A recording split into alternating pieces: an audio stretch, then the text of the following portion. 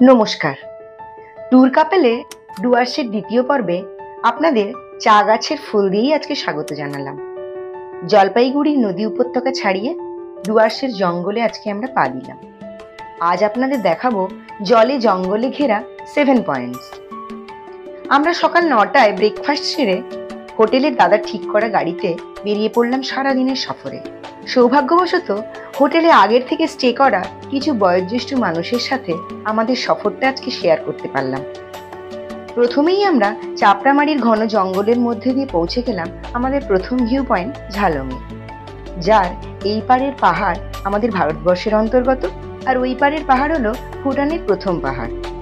ওপারের দিগন্ত বিস্তৃত ধোঁয়াটে পাহাড় আর এপারের পাহাড়ি জঙ্গলের গা দিয়ে চলা রাস্তার মাঝখানে জলঢাকা নদীর ক্ষীণ স্রোত দেখা গেল, যেই স্রোত বর্ষার জলে ভরে ওঠে, যা ভারত ও ভুটানের সীমানা নির্ধারণ করে।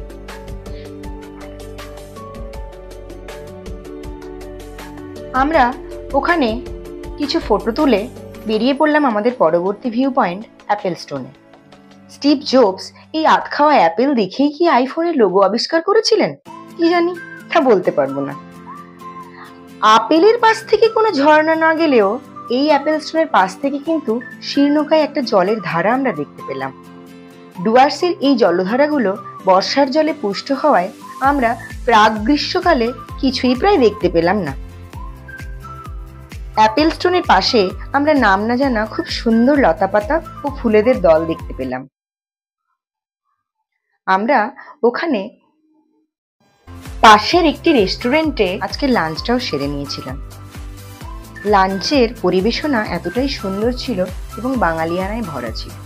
ওই যে দেখছেন, ওটা কিন্তু অ্যাপেল স্টোন।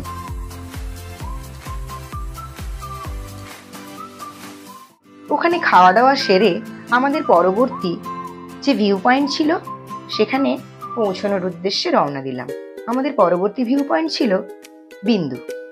বিন্দুতে পৌঁছে আমরা দেখতে পেলাম ভারতীয় সেনাবাহিনীর একটি ক্যাম্প ও একটি ছোট্ট মন্দির। এই মন্দিরটির আশেপাশেই রয়েছে একটি মার্কেট, যেখান থেকে আপনারা পেয়ে যেতে পারেন বিভিন্ন ভুটানি সামগ্রী, যার মধ্যে বিশেষ করে চকলেটস। কিছুটা দূরে গিয়ে আমরা বিন্দুর ড্যাম দেখতে পেলাম, আর ওই নদীর ওপারে ভুটানি পাহাড়ের গ্রামটাও দেখতে পেলাম। এখানে অন্য জায়গার থেকে নদীর কলতান কিছুটা হলেও বেশি ছিল। বিন্দুতে এই ড্যামটি জলঢাকা নদীর ওপরেই কিন্তু গড়ে উঠেছে।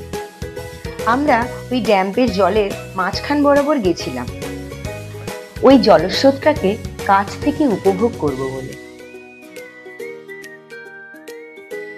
আমরা ওখানে কিছুটা ঘোরাঘুরি করার পর আমাদের নেক্সট যে ভিউ পয়েন্ট ছিল শামসিংয়ের চা বাগান, ওখানে চলে এলাম, যেখানে একটি কুঁড়ি দুটি পাতা গাছ থেকে তুলে শুকিয়ে চা বানানো হয়।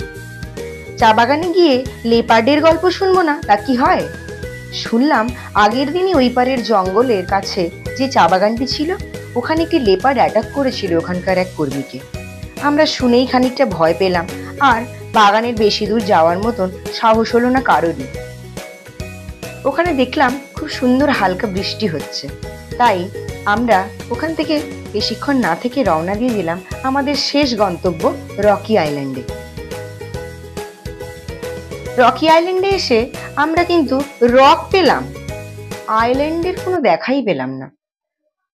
রিভার বেডে নেমে আমরা দেখলাম নদী খাতে রূপলি বালি, কাঁকড়ের আনাগোনা ও স্বচ্ছ জল।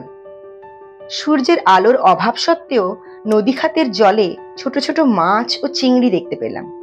একটি ছোট কাঠের পুল ছিল, ওটাও আমরা দেখলাম। দিনের শেষে রূপলি আলোর আভা বলে দিচ্ছিল মানুষের জীবনও ঠিক নদীর মতোই। এবার আমাদের ঘরে ফেরার পালা, তাই আমরা হোটেলের উদ্দেশ্যে রওনা দিলাম। ফিরতে ফিরতে বেশ সন্ধেও হয়ে গেছিল। যেহেতু আমরা মূর্তি নদীর পাশেই রিসর্টেই ছিলাম, তাই পরের দিন বিকেলে আমরা মূর্তি নদীর তীরে গেছিলাম ঘুরতে। নমস্কার, আজকের মতো এখানেই। পরের ভিডিওতে আমরা ডুয়ার্সের বাজেট, রিসর্টের বর্ণনা ও খাওয়া দাওয়া নিয়ে কথা বলবো।